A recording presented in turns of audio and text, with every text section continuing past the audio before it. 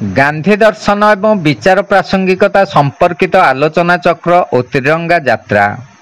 जातिर पिता महात्मा गांधी 155तम पुण्य जन्मतिथि रे गांधी विचार प्रचार प्रसार मंच आनुकूल्य नयागढ़ सहर त्रिनाथ छक स्थित गांधी प्रतिमूर्ति रे माल्यार्पण करी 78 वर्ष देश स्वाधीनता स्मारकी भावे 78 मीटर लंबा विशाल त्रिरंगा पताका सह गांधी विचारधारा को सम्मान देउथिबा शह शह गांधी प्रेमी त्रिरंगा शोभा यात्रा रे शहर परिक्रमा करी स्थानीय ब्लॉक जाए आसीथिले।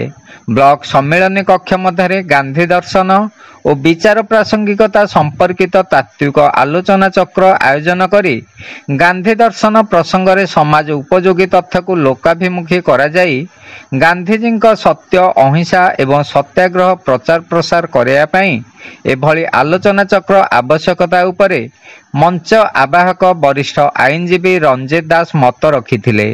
एही आलोचना चक्र रे आलोचक भावे राज्यर वरिष्ठ विधायक तथा पूर्वतन मंत्री डॉक्टर अरुण कुमार साहू एवं ओडिशा हाईकोर्ट वरिष्ठ आईनजीवी तथा राज्य आईनजीवी परिषद सभ्य विभू प्रसाद त्रिपाठी जोगदे गांधी विचारधारा प्रासंगिकता उपरे सकारात्मक आलोचना करी आज मध्य देश गांधी विचार उद्बुद्ध स्वाधीनता संग्राम रे अहिंसा सत्याग्रह को अस्त्र करी विशाल ब्रिटिश साम्राज्य को भारत रु तड़िया पाई सक्षम होई पारिथिले गांधीजी। डॉक्टर साहू गांधी दर्शन संपर्कित आलोचना करी गांधीजी लिखित पुस्तक एक्सपेरिमेंट ऑफ ट्रूथ को विश्लेषण करी सत्यर पूजारी थिले गांधीजी बोली कहिथिले। सत्य कहिबा पाए भय करू नथिले।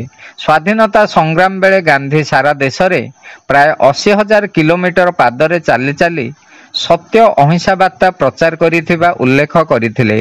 गांधीजी जीवनचर्या आलोचना करी तांको प्रत्यह खाद्य पानीय शैली को आजिर युव समाज ग्रहण करने परामर्श देइथिले।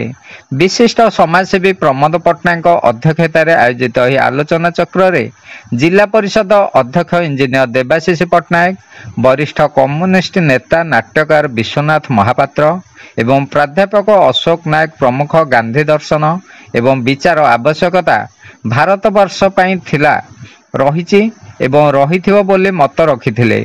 ओटीवी संवाददाता जयेंद्र बेहरा आनुष्ठानिक धन्यवाद देइथिले। एही आलोचना चक्र रे बहु बुद्धिजीवी आईनजीवी म्युनिसिपालिटी काउंसिलरगण सांबादिक माने उपस्थित थिले। शिवनारायण दास का रिपोर्ट खंडपड़ा वार्ता।